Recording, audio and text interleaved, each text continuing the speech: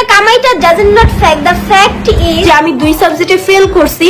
অনেক বেশি অসুস্থ হয়ে যেতেছি পড়তে পড়তে। বোন রে, আমি বুঝছি তুই পড়তে পড়তে এতটাই অসুস্থ হয়ে গেছিস যে তোর রেজাল্ট আইসিইউতে চলে গেছে।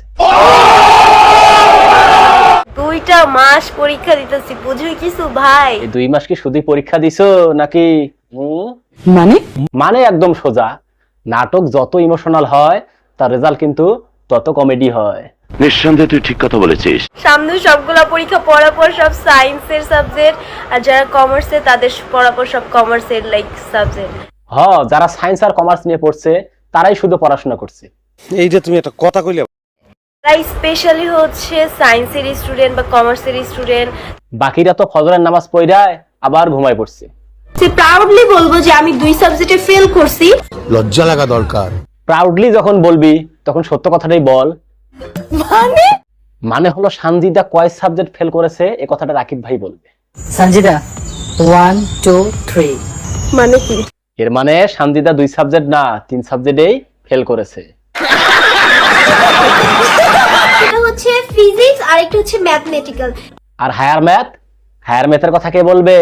আমি কি কাউকে গালি দিয়েছি? তো নিজের মুখে বলতেছি, প্রাউডলি বলবো যে আমি 2 সাবজেক্টে ফেল করছি। আলু মারসত। ফেল তো করারই কথা। কেন? মানে হলো পরীক্ষার আগে পড়া বাদ দিয়ে বই নিয়ে করছে টিকটক। কেন? আর পরীক্ষার সময় বই হাতে নিয়েই করছে নাচানাচি।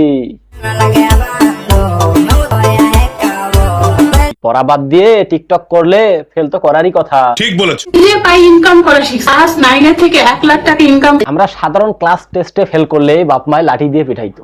বলো কি, তুমি সত্যি বলছো? আর সানজিদার আম্মু 2 সাবজেক্টে ফেল করছে। আলহামদুলিল্লাহ, আমার মেয়ে মাত্র 2 সাবজেক্টে। কিছু করার নেই, এটাই বাস্তব। 2 বছরের পড়া 5 মাসে পড়ে কমপ্লিট করছে। হ্যাঁ আন্টি, আপনি একদম ঠিক কথা বলেছেন। ক্লাস 9 থেকে 1 লাখ টাকা ইনকাম। কয়জন আছে যে মাসে 1 লাখ টাকা ইনকাম করে? কে 1 লাখ টাকা ইনকাম করে? কে আমাকে দেখাও তো। ও নিজে কষ্ট করছে। দিদি বাহ দিদি।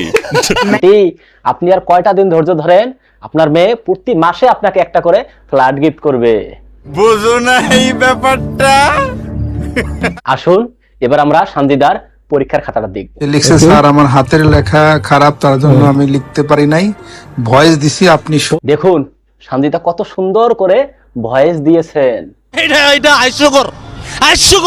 আচ্ছা, ভয়েসটা কি প্লে করলে শোনা যাবে?